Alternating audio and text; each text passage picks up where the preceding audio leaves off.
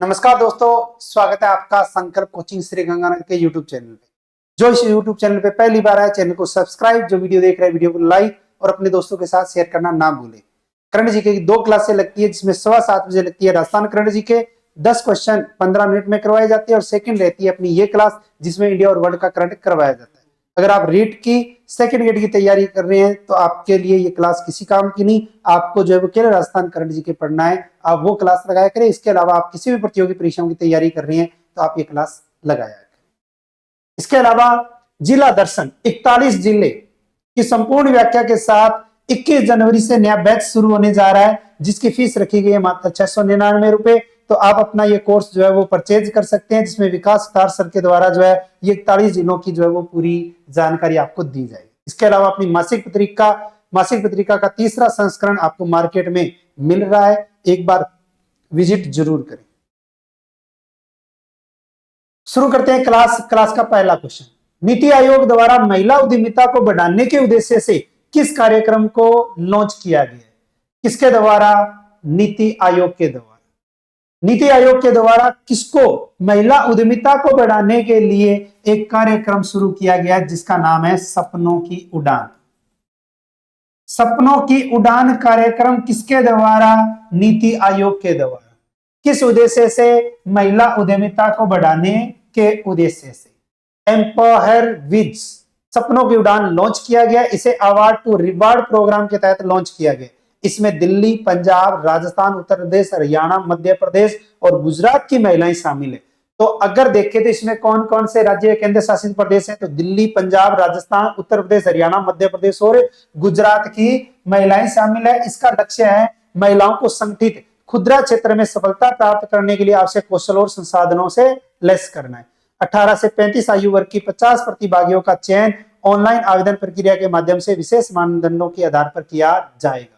तो कौशल और संसाधनों के उपयोग को बढ़ावा देने के उद्देश्य से। नेक्स्ट, मियावाकी तकनीक का प्रयोग किस क्षेत्र से है, या मियावाकी तकनीक का प्रयोग क्षेत्र कौन सा है? बहुत ही अच्छा क्वेश्चन बनता है। तो हमारे राजस्थान के अंदर अगर हम देखें या भारत के अंतर्गत अगर देखें तो काफी चर्चा में है, वो है वृक्षारोपण। और वृक्षारोपण की अगर पूछे तो कौन सी विधि है? जापानी विधि है। तो अगर पूछे कि केवल और केवल किस क्षेत्र में है, तो हमारे देश के अंतर्गत केवल और केवल शहरी क्षेत्र में वनों को बढ़ावा देना है। इसको वनों को बढ़ावा देना है। और वनों को बढ़ावा देने के लिए एक तकनीक आती है जिसका नाम आता है मियावाकी तकनीक। अब वर्तमान में क्यों चर्चा में है? क्योंकि मियावाकी तकनीक है पुनर्वनीकरण तकनीक, शहरी क्षेत्रों में घने और देसी लघु वन विकसित करने के लिए प्रयोग की जाती है। 2025 में इसका प्रयोग महाकुंभ 2025 की तैयारी में पूर्व 2 वर्षों से प्रयागराज में लगभग 56,000 वर्ग मीटर क्षेत्र में सघन वन उगाए गए हैं। महाकुंभ 2025 कहाँ आयोजन? प्रयागराज में। तो 2 सालों से जो है यहाँ वृक्षारोपण वनों को बढ़ाया दिया गया था। अब बढ़ावा दिया गया था किस तकनीक का? मियावाकी तकनीक का प्रयोग करके। यह जापानी वनस्पति शास्त्री अकीरा मियावाकी द्वारा विकसित तकनीक है।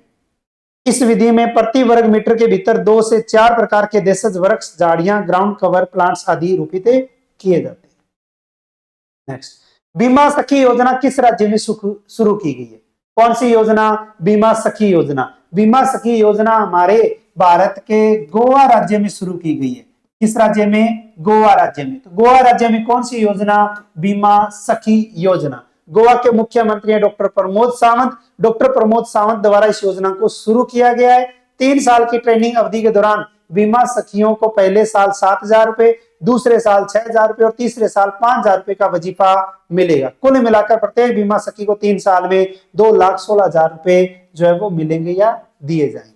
नेक्स्ट, दक्षिण भारत की पहली संक्रामक रोग अनुसंधान प्रयोगशाला कहां स्थापित की जाएगी? कहां की? दक्षिण भारत की पहली संक्रामक रोग अनुसंधान प्रयोगशाला।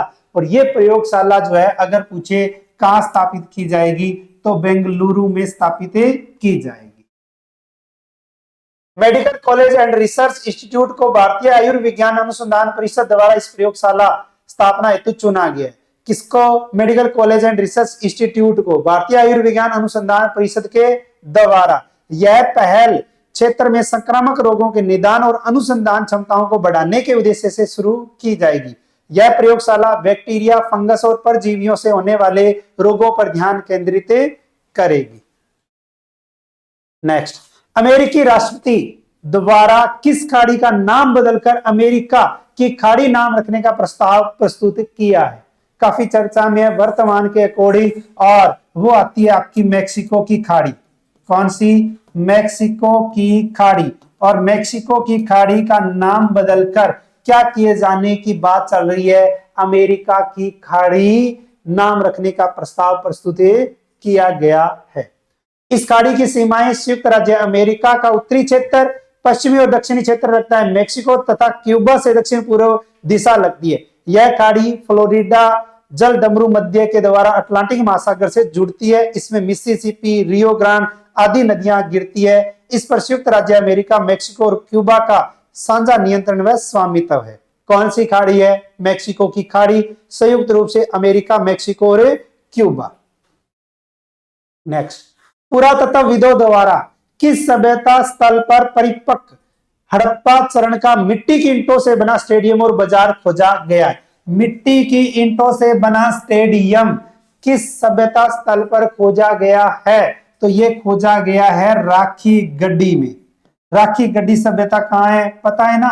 तो पुरातत्वविदों द्वारा राखी गड्डी सभ्यता स्थल पर परिपक्व हड़प्पा चरण का मिट्टी की ईंटों से बना स्टेडियम और बाजार जो है वो खोजा गया है।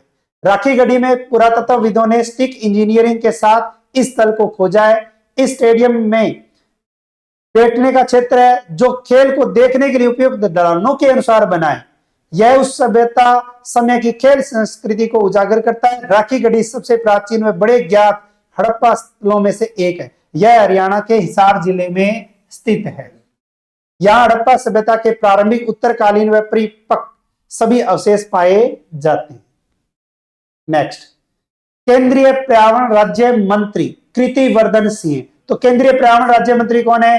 कीर्तिवर्धन सिंह ने दिल्ली के राष्ट्रीय प्राणी उद्यान को साफ और शुद्ध करने के लिए किस तकनीक का शुभारंभ किया है? किस राज्य या केंद्र शासित प्रदेश? दिल्ली। कौन सा उद्यान? राष्ट्रीय प्राणी उद्यान। और इसमें नैनो बबल तकनीक का प्रयोग किया जा रहा है।